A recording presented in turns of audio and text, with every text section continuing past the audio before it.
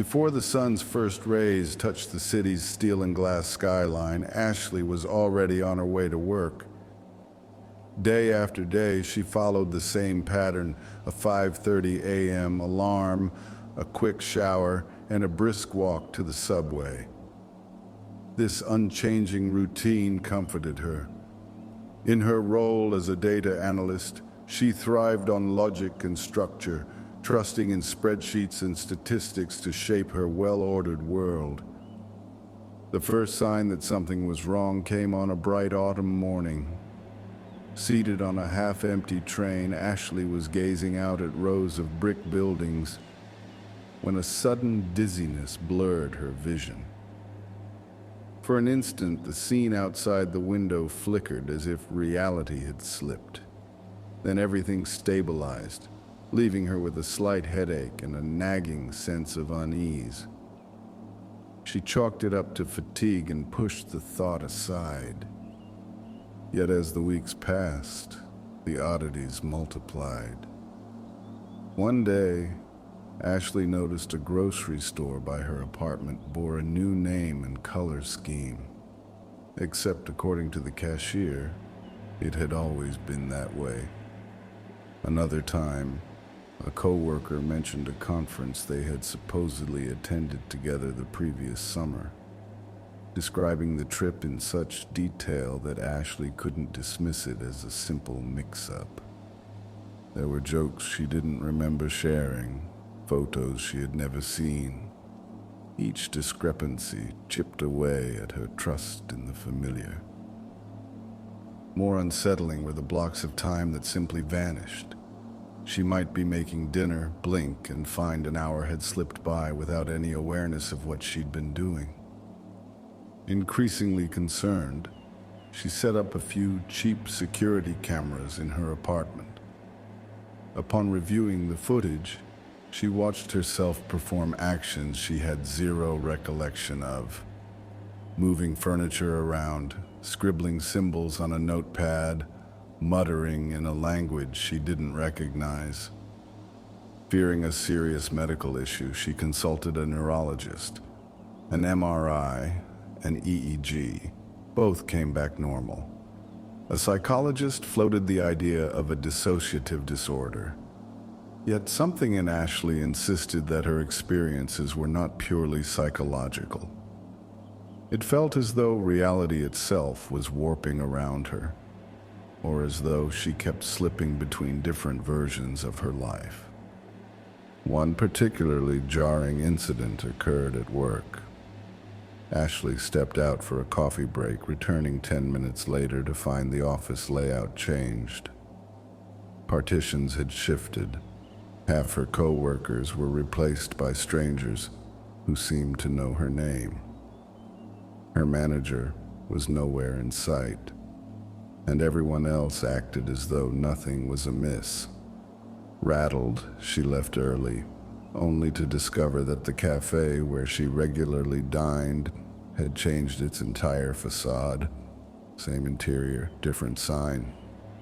When she asked about the sudden renovation, the barista gave her a baffled look. By then, she could no longer ignore the truth. Her world was refusing to stay consistent. In desperation, Ashley stepped up her self-surveillance. She placed cameras in every room of her apartment, wore a wristband that tracked her vital signs, and logged each hour on a phone app designed to note potential memory gaps. Reviewing the next week's recordings left her deeply unnerved. On 3 separate occasions, she found herself standing motionless, staring at a wall or mirror for upwards of 20 minutes, whispering unintelligible words as though speaking to someone not captured by the cameras. After these episodes, she would rearrange random household objects. A lamp moved to the center of the room, a chair pushed against the door, and then carry on as though nothing had happened. As these blackouts and shifts grew more frequent, Ashley confided in her friend Simone, who had always been a steady source of emotional support. Over coffee in a quiet bistro, Ashley showed Simone snippets of the camera footage. She described how certain city blocks had sprouted entirely new storefronts overnight. Simone listened intently, though her expression betrayed alarm.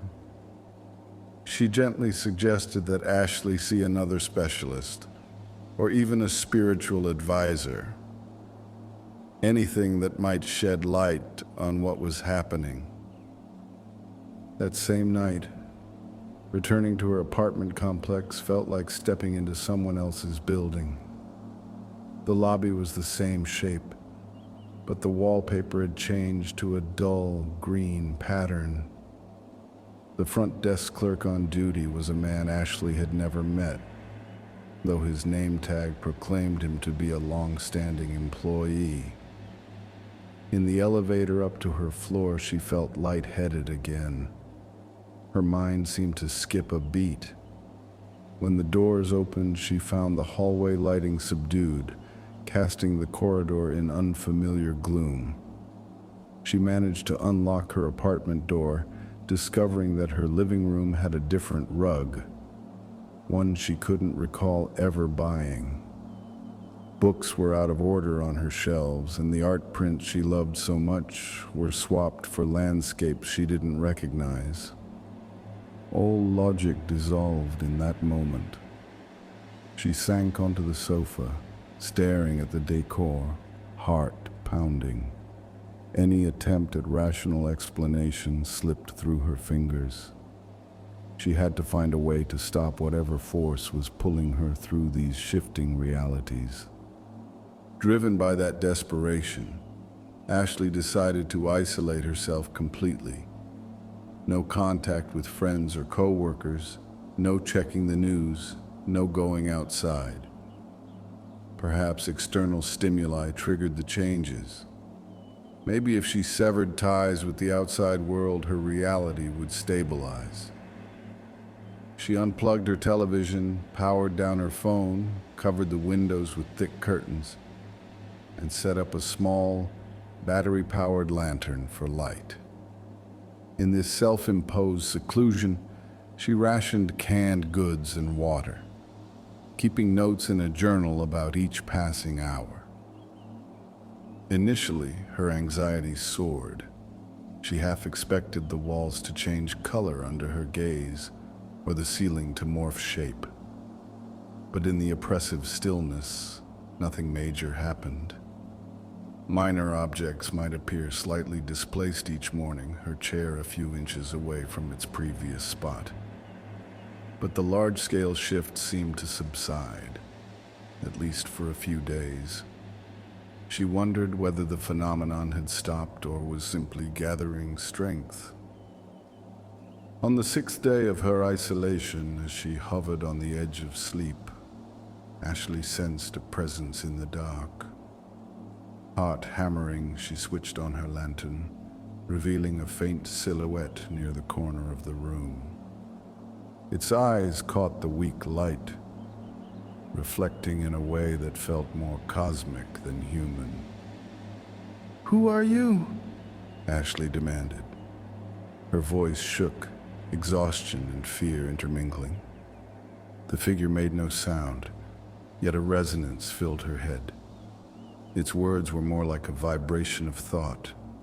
Time is not fixed, and you drift through its many streams. You fought so hard to keep it rigid, and in that struggle you become unmoored. Tears welled in Ashley's eyes. "Tell me how to fix this," she whispered. "You cannot fix what was never broken," the entity replied. "Embrace the flux. Only then can you find any semblance of peace." The silhouette faded as swiftly as it had appeared, leaving Ashley trembling in the lantern's glow. Though it was hardly the reassurance she'd hoped for, its message lingered in her mind. Maybe her frantic resistance had indeed made things worse. Could acceptance ease the severity of the shifts? With no other viable option, She let the final barrier slip. She uncovered the windows, turned her phone on, even stepped outside to feel the sun on her face. If reality was going to morph around her, then so be it. She would no longer wage war against each change. She told herself she would simply observe. What she discovered was remarkable. Although the shifts continued, she might see a different neighbor in an apartment that used to be vacant, or find her favorite cafe replaced by a bookstore. The changes felt gentler, like a river's current guiding her rather than tossing her about. The unsettling blackouts happened less often, and she almost never woke in an environment completely alien. At times, she caught subtle glimpses of herself in a mirror, wearing an outfit she didn't remember putting on, yet it didn't trigger panic anymore. She would nod in acknowledgement and move on. Ashley's work environment also took on a dreamlike quality. Some days her old cubicle and supervisor returned exactly as before. On others, the office layout would shift, and she'd find herself collaborating with a different team. Instead of confronting people with questions, she tried to adapt. The more she relaxed, the more stable her immediate surroundings seemed to remain. By surrendering the notion that only one reality was correct, she experienced fewer extreme fluctuations. One afternoon, Ashley received a phone call from Simone, someone who, depending on the day, might not exist in the same form. This time, Simone recognized her easily, sounding exactly as Ashley remembered. They arranged a meeting at a cafe Ashley had frequented in the past. Nervous that the place might be gone or transformed, she arrived to find it intact. Simone sat at a corner table by the window, greeting her warmly. They chatted about mundane matters, work, the weather, but Ashley could sense her friend's unasked question. "Is everything all right now?" She did her best to offer a reassuring smile. Though life was far from normal, Ashley discovered a sort of equilibrium. She learned to navigate reality's shifting undercurrents without clinging to any single version. If one evening her apartment boasted a door she'd never seen, she simply explored it. If she ended up in a bizarrely rearranged neighborhood, she took note with calm curiosity. Occasionally, she sensed that cosmic presence watching her from the periphery of her vision, never interfering but always reminding her that time's tapestry had many threads. The most significant change, however, was internal.